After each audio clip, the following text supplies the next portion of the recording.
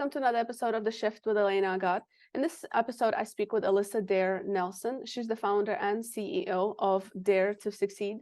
She has spent the first part of her career in healthcare and then really moving towards working with corporates, organizations really globally to help their teams thrive, starting with the individual. We really spend time speaking around the topic of strengths in individuals, so really identifying what is it that you bring to the table, what is your unique selling point, and how does that add to the overall team, and then together, how do you then add to the organizational growth, business objectives, and so on. So we're really focused on how we can be the best that we can be for ourselves.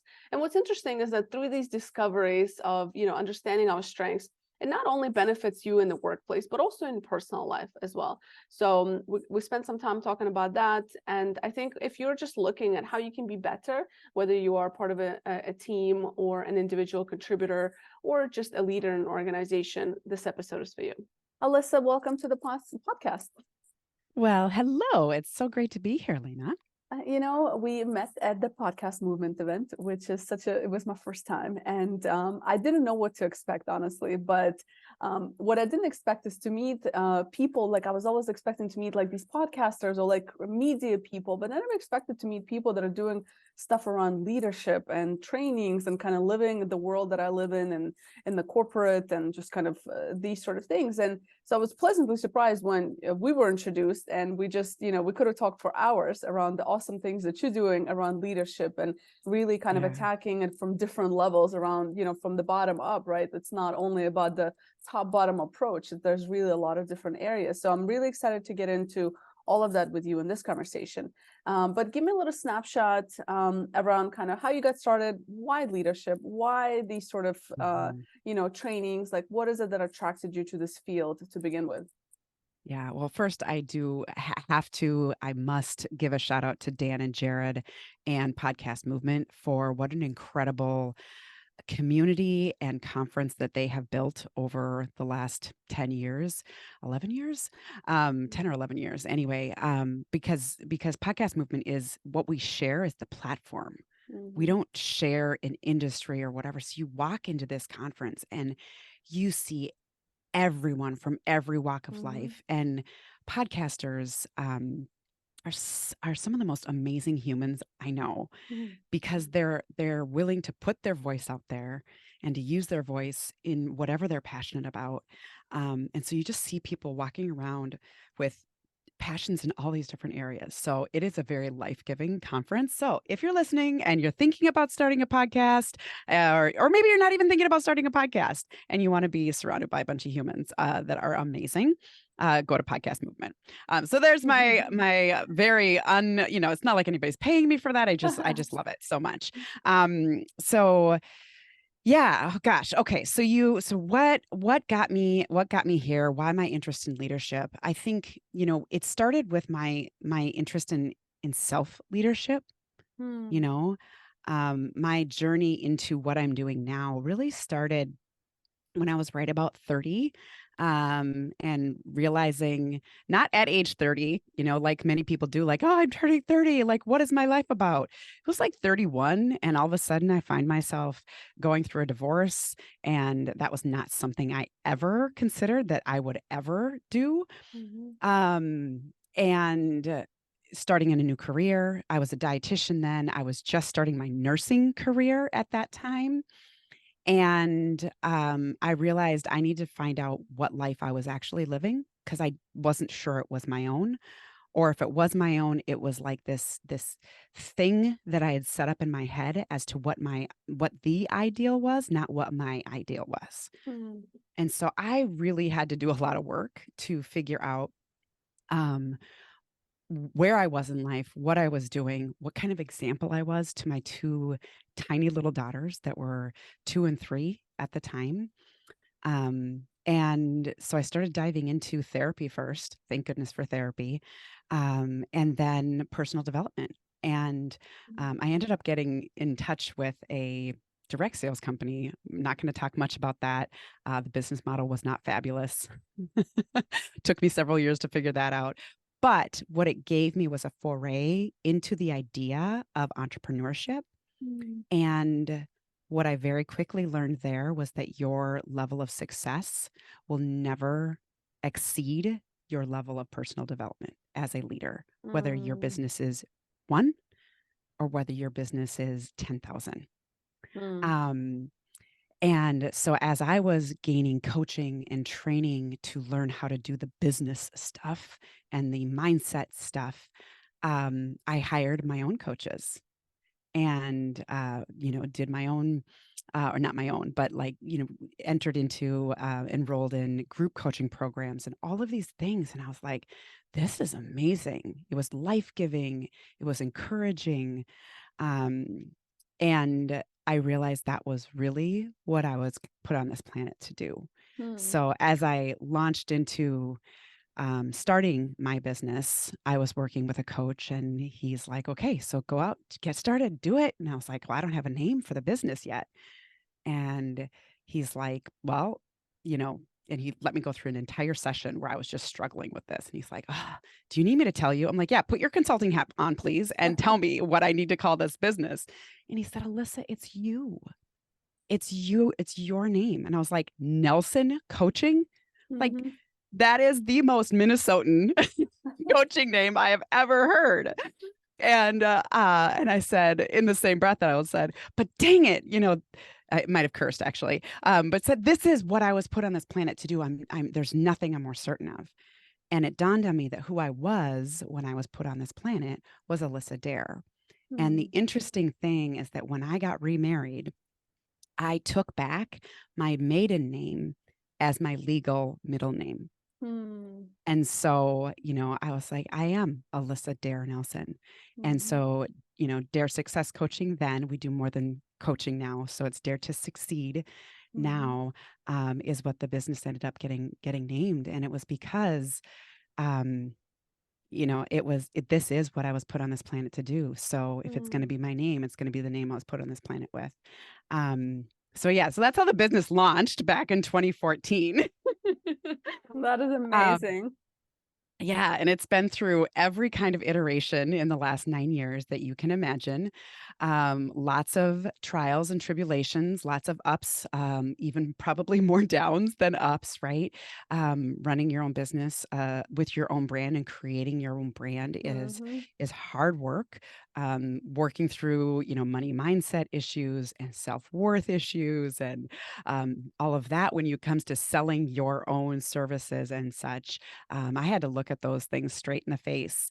mhm, And so it's put me in this really beautiful position where not only can I empathize with the people I work with, right? Um, but but I can show them that there is another side to that. mhm, Um, and so, it's really our passion not just to support the people on top who have already kind of made it, mhm, it's to support people all the way through the organization. Um, and it's one of the most beautiful gifts that we get to bring to the leaders that we work with is how do you support all of your direct reports to their next best level and encouraging them to think about asking and building into a brand new position. Fabulous. What's your next position going to be? Right? Helping them sort of think about, the kind of the goal beyond the goal, but helping them to set their sights. And even if they're like, this is it, like, this is my dream job, I want to be right here. Awesome. Inside of this role, how do you want to grow it? And so mm, it really is a fun and abundant way for us to be able to support businesses not only to their next level but to each individual's next level, whatever that means for them. mm, um, it's really powerful and valuable work that we get to do on a mm. day-to-day basis. You know what's one of my favorite aspects of podcasting is that although you and I have spoken at the conference and then after, I've learned so much about you just now, and I just realized how much more in common that we have. So I want to spend a little bit of time about the journey. I think you mentioned an interesting point about creating your brand. And my Mm. audience are either entrepreneurs or people that are just kind of really interested in that. And I think it's really important to cover it. I actually did a personal brand session this morning, because Mm, it's a question my audience brings up quite a bit. And then I do want to talk about leadership. But what's interesting is that I was divorced when I was 30. And I was also, that is when my journey, I mean, my journey started maybe a little bit earlier, but I didn't really start proactively and like intentionally going through all that self-development until my divorce. So for me, it was also like a very mhm. life-changing kind of like, uh-oh moment.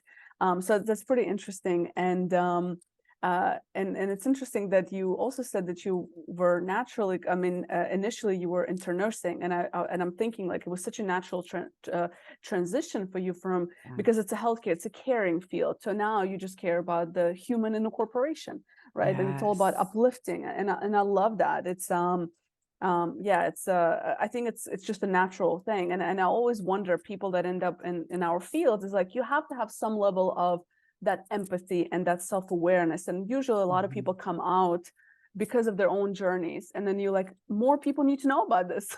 mhm, And then you go into that mhm. teaching mode almost, right? So I find that very, very fascinating.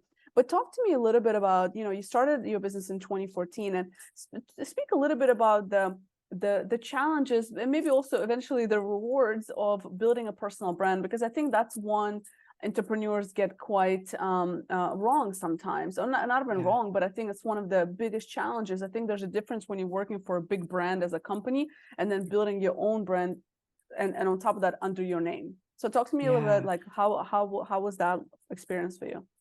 Yeah. It was important to me to build my own brand, in part because of this direct sales kind of realm that I came from. Like, I couldn't really make it mine, even though I could kind of make it mine.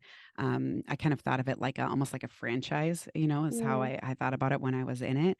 And I think there's value to that because you get to sort of follow somebody else's plan.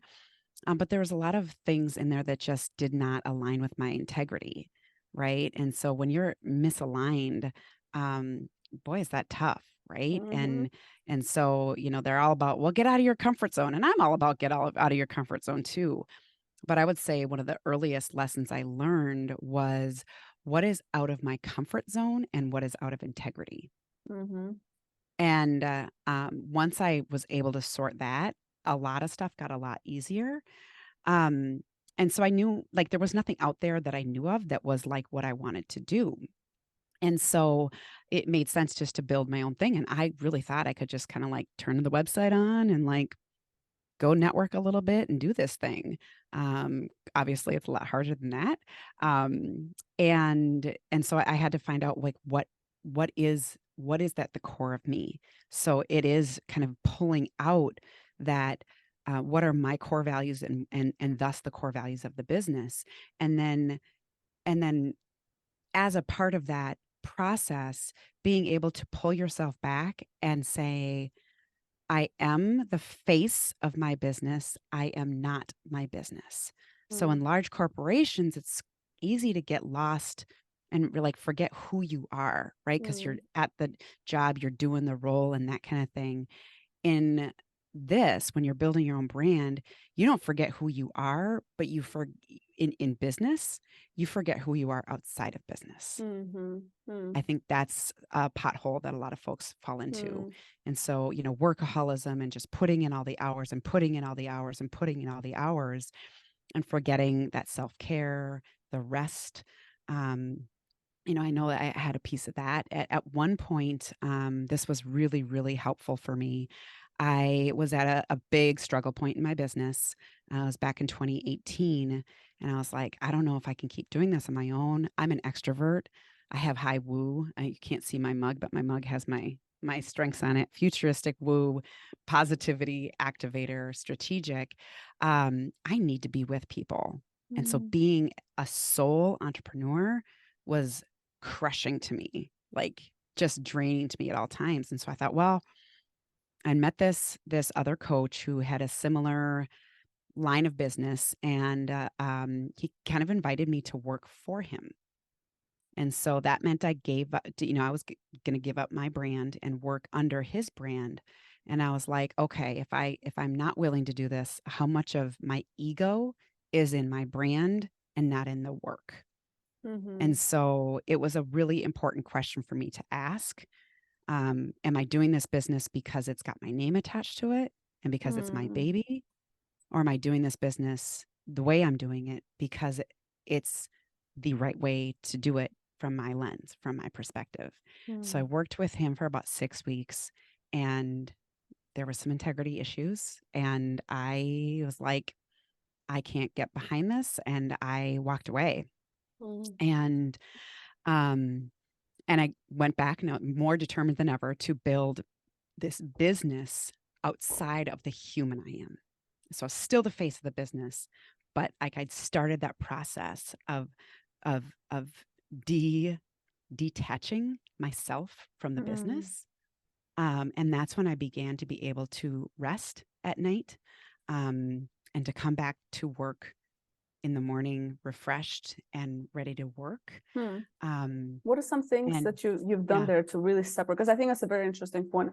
I struggle with it. I'm sure many people do, but what are some of the yeah, habits I guess you've created to be like, okay, I yeah, need to separate that? yeah. So, one of the things, I mean, I knew I needed to separate it because I was just so emotional about it. Mm, And so every no felt like a personal no. mm, Every yes felt like, oh, they really like me, which of course quickly reframe and like, nope, this is about them. Can I serve them, etc. But there's that moment of like, oh, yay, approval.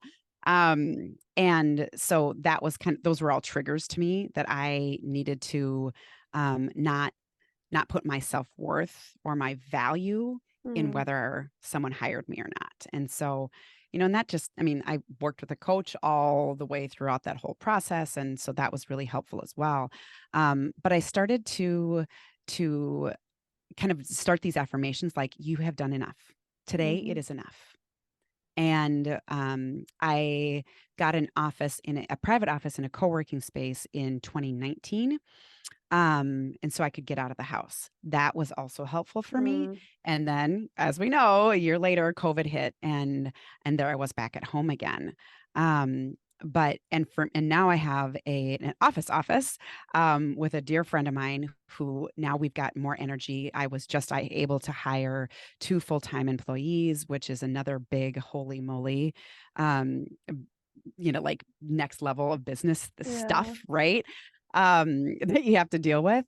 And so like there's our office is just full of energy, right? mm, And so I prefer to be here, which also means when I leave here, I leave it here. And so mhm, I'm all for hybrid working and working from home. And I think each person has to know what is it for them that allows yeah, them to shut off. When I was working from home, I would leave the office. And actually, here's an interesting thing. So one of the things that I used to do was I would crack a beer when I was done with work because I'm not mm. gonna like write emails when I'm buzzed, right? Drinking. Or when I've had a drink or whatever. And so that was like a tip in my brain that I was Yeah. done with my workday. And then I was like, you know that alcohol is really the right choice for that. I've since completely stopped drinking because it makes me foggy and many, many other reasons. So join the non-drinking, movement, y'all. It's Yeah. great and you feel better. Um, but so I stopped that like message, which is like, I need a beer. If I have a glass of wine or a beer in my hand, then I'm done working. And then I would start like closing my office door because Mhm, my office door is right on the way towards my bedroom. And mm, I would find myself walking down the hall and I'd be like, I'd go into the office and my husband's like, what are you doing? Why are you in the mm, office? I'm like, I have no idea. I have no idea why I'm in here, right? So yeah, I would close the office door. So, just little tiny things, and everyone kind mhm, of figures out what works for them. yeah, But for me, it had to be very small. I'm a big fan of tiny habits, very mhm, small and very and routine. To yeah, give my body the signal, my heart the signal, my mind the signal that it is okay to rest. And there was lots of affirmations in that too, because as a business owner, and if you're the only one doing it, right? You don't mm, feel like you have that permission. And so you have to really be intentional about giving permission to say, I need to go rest and go have fun. mm. Yeah, it's I like those the close the door, because I mean I work from home for like few years now, and it's hard to disconnect. And it's like every time if you just peek and you like see your laptop, you're like, ah, should I just send this email? Like, and it's very bad. It's yeah, it's I think a lot of people struggle with that, and even in corporates, Mhm. like even not as Yeah. into, but just working from home has just, I think, shifted the way we do things. But so talk to me a little bit more about how do you work with organizations? I'm really curious, because some of the things we talked about is you start off with an assessment, which I think is a brilliant way Mhm. to start a conversation and really kind of guide that individual. But let's dive a little bit deeper of the kind of Yeah. work that you do and what the problems Yeah. you're solving. We work on the human side of business, Mhm. so it's often considered soft. It's often Mhm. considered like nice to have, which is ironic because your humans in your business are your greatest asset, Mhm. and yet companies will funnel millions of dollars into their software, into their office spaces, into all of these things, and then hesitate when they're presented with a proposal for $35,000 to build their team, right? It's kind of interesting. So I'm a big fan from my healthcare background of evidence-based practice. So we use two really well-researched tools. One is the Clifton Strengths, which many people are familiar with. 31 or 30 million people have taken this profile worldwide in the last 25 years, 23 years. Um, it's a great profile, and it's reliable, repeatable, and 40 years of research prior to it. Awesome. Mhm. So that helps us to start building the strengths base. What's right with me before we talk about what's wrong.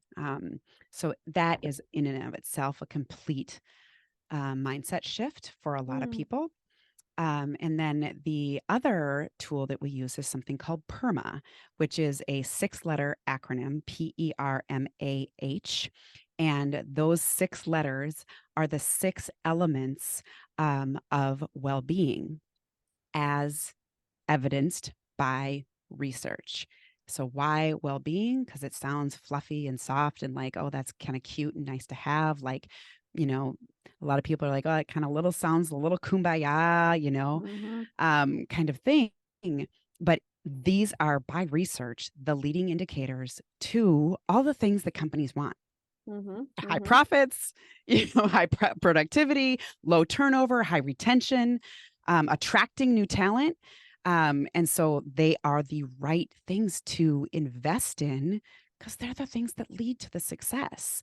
Um, and so we're really excited. This is new for us to be able to bring to the market.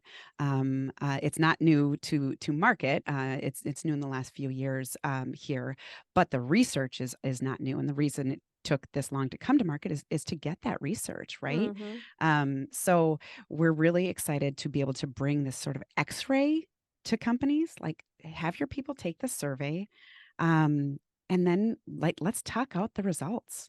Mhm. One of our core values at Dare to Succeed is gathering the collective wisdom.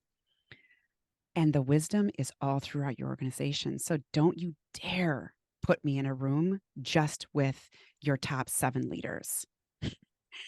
Put representations from every level of your business into that room for us to talk, because Mhm. every level of the business has wisdom to share if you're willing to listen to it, Yeah. And so it does require some humility from leadership, Mm. some awareness from leadership. Um, but the results are magnificent.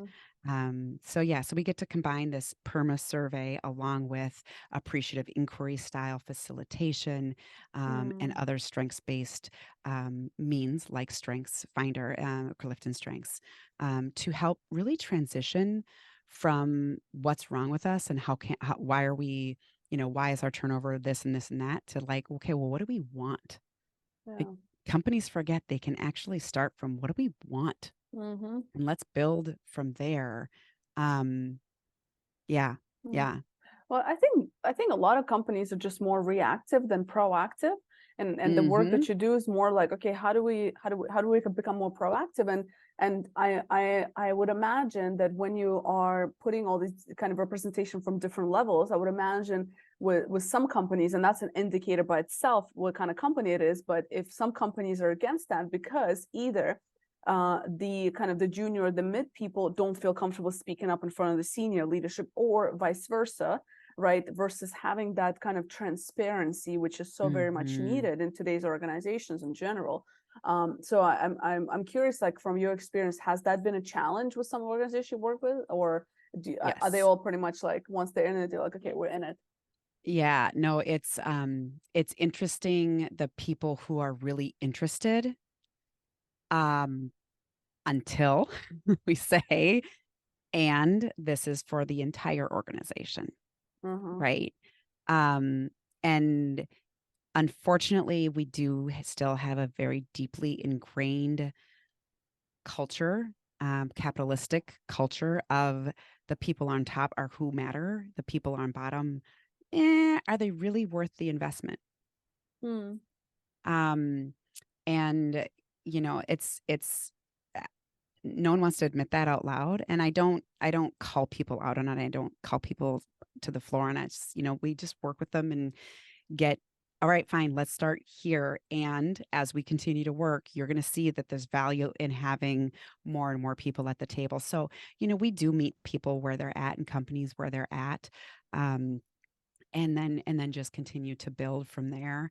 But Yeah. boy, when you see it go top to bottom, bottom to top, and you see that respect for all levels of the business, you see the psychological safety grow and the trust grow, then the transparency begins to be Mm-hmm. even more, right? Because transparency is vulnerable. Mm-hmm. And Mm-hmm. I know a lot of leaders feel like if they say one little thing, that they get attacked for it. And that is true. And so it is vulnerable, and they're answering to stakeholders, they're answering to, et cetera, et cetera. So it's not that the top business leaders don't have pressures and stressors and reasons to be protected themselves and walled up themselves. But that's what bold and courageous leadership is all about. Yeah. I love that model because one of like as you're speaking, I'm like the biggest challenges organizations have today, several, but if it's related to what we're talking about, is that I want to say a lack of awareness on different levels about what the other level is dealing with, what the life, day in a life, Hmm. so to say, of that individual. And I think you hear this quite a bit, from junior staff, you're like, they don't understand the decisions that are being made up top, and vice versa. It's like, well, they're not, Hmm. leadership think people are not productive, et cetera, but not understanding what the business is like at that level. And also for the juniors, not to understanding that business is much more complicated than just than what they might imagine. So I think just Yeah. education in general about the different just the different levels of work and the different levels of responsibility, obviously to an extent. They don't need Right. there's certain Yeah. information We don't doesn't we need to don't be have to shadow every single person in every exactly, single role of the exactly, business, right? but just But to have that education, because young people coming in don't mhm. have that business education. So it's also, I can see how that can, by creating that psychological safety, also it's like a mentorship as well, like a vice versa, like a reverse mentorship even in some cases. So Yeah. yeah. And it opens up the opportunity to say, I don't know what you do. Could you share that with me? Mm-hmm. Right.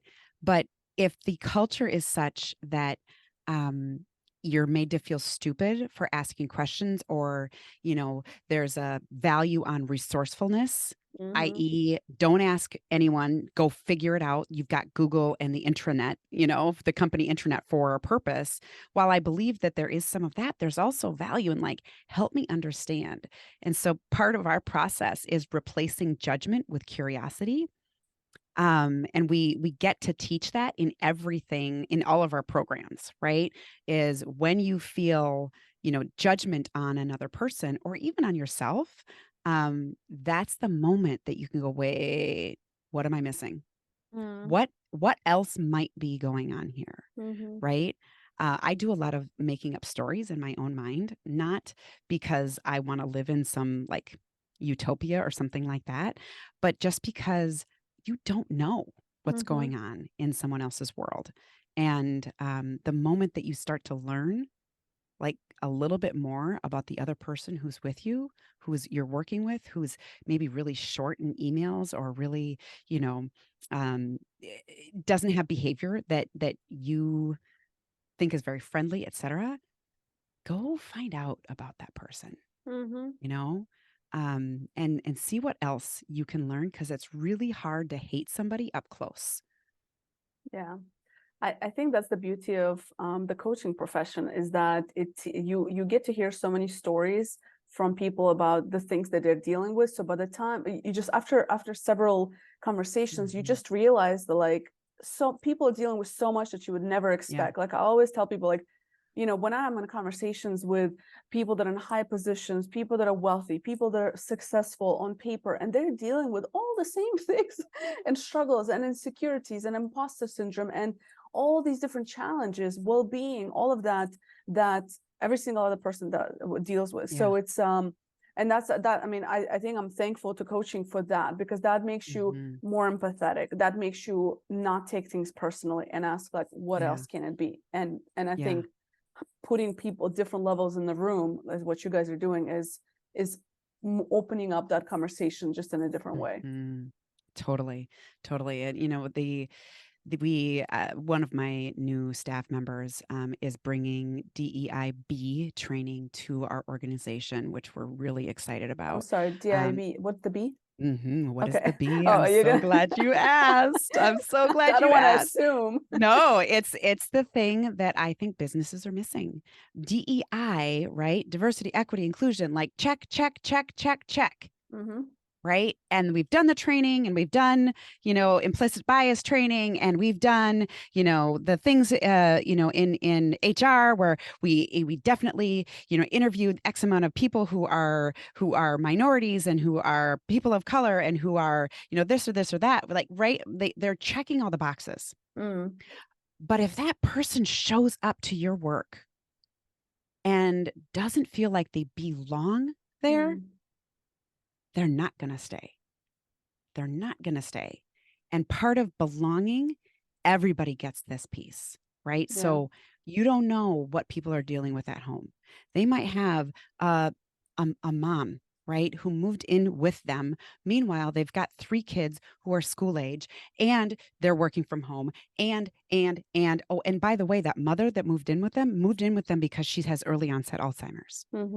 Mm-hmm. Right. So, like, they might have resources to have people support and whatever, but that person is keeping that compartmentalized, and it is affecting their work. Like, they are showing up to work with it. They're just not telling you. They're Yeah. masking that piece, right? And to be able to show up in the room and say, gosh, mom had a really tough night last night. She got up and, started, we caught her as she was walking outside. I mean, like, these are real stories, right? Mm-hmm. Mm-hmm. Mm-hmm. And so I didn't get any sleep last night. So I just need a little grace today, guys. Yeah. Right? To be able to say that and share that, your whole personhood at work, now the team can come around you. And it doesn't mean you don't get the work done. It means that you have a moment of empathy with your team. So what else do you need today? How Mm-hmm. can we support you? And then that's reciprocated back. And so, and it's all to people's comfort, right? You may not want to necessarily share that at work, and that's okay. But Right. can you? Mm. Can you share that at work? And so this belonging thing comes from, from masking on things like, what all you've got going on at home, all the way to code switching, right? Which Yeah. a lot of people of color, and Mm-hmm. specifically our Black friends, Mm-hmm. are having to do, Yeah. is they have to bring up their whitest, Selves, their yeah. their Yeah. whitest selves to work, to feel as though they can fit in. And Mm-hmm. if people are fitting in versus showing up and belonging, Mm-hmm. like, we know that their Yeah. best is not coming with them, right? Yeah. So, part of this psychological safety is this belonging piece. And so, it's not enough to do DEI training. You must be, whether you hire us, y'all, or whether you hire somebody else, DEI B training. Mm-hmm. You have to incorporate the belonging piece in order to actually retain the amazing diverse talent that you have worked so hard to hire. Mm. And it almost ties in, like, I'm just thinking, like, when you talk about well-being, that piece almost ties in, that belonging piece ties in with the emotional well-being and the social Yes, well-being of somebody, right? sure And does. it's and that's everything. And I think that's what we forget. Like, we think that these soft skills or well-being is all like fuzzy, but reality is like that Mm-hmm. is what either makes you productive or not productive. The emotional piece. It's not about whether your office offers a gym membership. It's not about, Right. which I'm in full support of, but I love Right. sports, Like but also you get what great. I'm saying. Also And great, but also and yeah. You know what I'm saying? So it's not just about like, Mhm. having that, but it's also around those things. So it's like otherwise you're just putting band-aids. And I always say like the person can be in the best shape of life and be super, physically fit and all of that stuff and healthy and yada yada yada. But if they're showing up but their emotional well-being is not there, it's all Yes. tied together. It's all connected. The emotional, the physical, the psychological, all Mhm. of that is just tied together. And I think, that's what companies need to understand. Like, and it's always like, what I've learned the hard way is like, it's always like, well, how's it going to make our people more productive? Or what's the bottom line? Or tell me Mhm. in numbers what it's going to Mhm. do. And it's like, it's some of it is quantitative, yes, but a lot of it is qualitative. And if you don't see it as a Yeah. leader, Yeah. I mean, Well, and this is part of what we do is we present that data because the yeah. data is there. The Mm, data is there. And I mean, pages of data. If you want it, like, here you go. This study, this study, this study, this study, this study. And so these 6 aspects, right? These 6 nutrients of well-being, positive emotion being one, engagement. Yes, that's a piece of it. The R is relationships. M is meaning. A is accomplishment, right? You have to feel like you're like getting something done, like you're yeah. doing something. And then the silent H, the H is health, right? Hmm. And all 6 of these things matter. And Yeah. they do all incorporate. And so people are like, oh, I'm just doing so much. I'm doing more. And that's actually the first response that I get from most leaders is like, oh, another thing. Yeah. And I get it. They're like, we already do an engagement survey and we do the IDI and we do, blah, blah, blah. Like we're already doing so much and we give things to the staff. And I was chatting with a woman who is bringing us in, thankfully. She's like, well, we even give Valentine's gifts.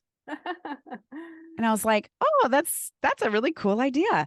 Does your staff appreciate that? Yeah. Is that what they want? Like, did you ask them? Right. And she's like, I don't know. Yeah. So here they're spending thousands of Hmm. dollars on, and it was a small business, 100 staff, right? 100 employees, thousands of dollars on a Valentine's gift. They're feeling underappreciated because no one even said thank you, right? Hmm. And I'm like, well, maybe that's something you should stop. Hmm. And so part of our survey is asking, what are the things that are most valuable to you? What do you Hmm. appreciate the most? Again, starting with that strengths based, let's do more of what they already appreciate. Hmm. But then the things that aren't showing up on that list, let's talk about stopping some things. So Yeah. this isn't just about engaging in more, giving more from leadership, et cetera. It's also about understanding, what can you stop that you were feeling underappreciated for anyway, Hmm. and save your budget, and give your employees something that will actually be life-giving, Mm. right? Yeah. So this is about fiscal responsibility too. Hmm. Well, and Is yeah, go ahead. Sorry. Yeah, I was just going to say is what you can stop. And, it's not just another survey. It's Hmm. something that is going to be a tangible, usable tool. Because the survey taker also gets a tool. They get a Hmm. report and a tool. How can you empower your own well-being? Beautiful, right? And then again, we're engaging this further conversation. Hmm. And so it's just like, everything is great about it, and it's affordable, and and I obviously, we believe in it wholeheartedly, which is why we're doing it. But it's really helping leaders and employers understand that you don't have to do everything. You just have to engage people in what they want, listen, and everyone's going to be better off. You know, employers are afraid to ask that question because they're afraid Mm, people are just going to demand more money. And you yeah. know what? If you're 7% or 10% under market, you probably do need to bump your wages. Mm-hmm. Yeah. Fine. Right. But if you're at market or mid market, or that's not likely what your people are needing. Mm-hmm. You know what's interesting is that, so to your point, yeah, I think it's just like people, companies are doing a lot of things, but is it effective? So to your point, like, is it actually effective? Because Yeah. the market for L&D, learning and development, is huge, like billions and billions every year, global corporations, etc. But it's like, are you actually investing in the right ways?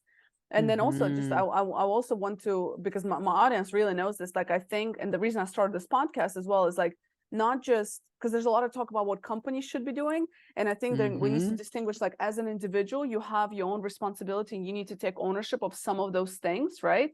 But if you are the person who is a high performer in your own life and you don't have an organization that can support it, that high performer is going to leave, which is why organizations need to also provide that resource. But it all ultimately starts with the individual. And Mhm. organizations just need to like recognize that, like, it's just, you have to rethink how you do things, because you're going to lose high performers and people that are super productive and so on. And that's the biggest challenge as well with organizations: retention, right, of good talent. Absolutely. So Absolutely. yeah. But I mean, one of the things, if you get nothing else from this podcast, and I hope you've gotten a lot from this podcast as you're listening, but is to understand that people buy into that which they help create. Yeah. So engaging people at every level of the organization into what you're doing and what you're building in the organization, giving them voice, is so important because they will buy in. And when they're bought in, right? We kind of chide people for sort of drinking the Kool-Aid. Like, Mm-hmm. this isn't without critical thought, or like, we're not talking about, we work kind of drink the Kool-Aid here, right? Mm-hmm. But if you believe in what the business is doing and you trust that the business is actually following through on their core values, and Mm-hmm. that you can see yourself in the new programs and the new things, like, you're going to become an advocate for it. Mm-hmm. And like, there ain't nothing better than a mid-level manager, right? Being like, yeah, you should come work for this organization because they are amazing and they actually walk the walk. Mm-hmm. That right there is worth its weight in gold when it comes to Yeah. recruiting. Absolutely. I couldn't agree more. Having been leading a recruitment team, I could not agree more. I wish Mhm. that's like the focus and everything that we do, is like, how do we empower our people in a way that they want to tell their friends about how awesome it Yes. is to be in this organization. It's that's what they become, your best ambassadors and your best Yeah. salespeople, essentially. It's a really fun question to ask. What makes it, well, this is kind of a two-part question. What makes you most proud to work here? Mm-hmm. And if, what would make you more proud to Mm. work here? Those are powerful. Right. Um, that feedback to those two questions will tell you a lot. Mm-hmm. Mm-hmm. So I'm curious, where do you hang out at? Where can people find you? And Yeah. where can they get in touch with you? Well, you can always come to Minnesota, y'all. I say y'all because in Minnesota we historically say you guys, Mm. which I'm still working, because that's like a 44-year-old habit ingrained in me, to just change to you all or y'all, because it's more gender neutral. So anyway, Mm-hmm. for whatever that's worth, so come hang out with me in the Twin Cities, if you would like to, if you're ever in town. Minneapolis and St. Paul is a great place, because we do have all four seasons, except maybe not in the dead of winter. It's not so much fun here. Anyway, you could also find us at dare2succeed.com, and dare is spelled like my name, which is DAIRE, the number two, succeed.com, DAIRE, the number two, succeed.com. And yes, succeed is two C's and two E's. People spell it wrong all the time. It's so funny. but we do anyway. So dare2succeed.com. I'm also bringing back my podcast, one of my 3 podcasts called Maximize Your Strengths. And so I'm really excited about that. That's going to relaunch in October here. So you can catch me there. You can also listen to older episodes of Maximize Your Strengths on all the platforms as it stands right now. And then, of course, we're on Facebook and Instagram. All the handles are Dare to Succeed. We are technically on X as well, but I don't hang out there. Yeah. If I'm honest. Well, they keep changing so many things. Like, I don't know if anybody's gonna hang out there soon. I don't know what's happening. But yeah, I'm just waiting for it to play out. I'm gonna make sure all of these are included in the show notes as well for those that are listening and maybe driving or doing something where they can't write it down. Final question I have for you is, what is one question you wish people would ask themselves more often? I thank you for giving me this question beforehand, because I had to think about it for a long time.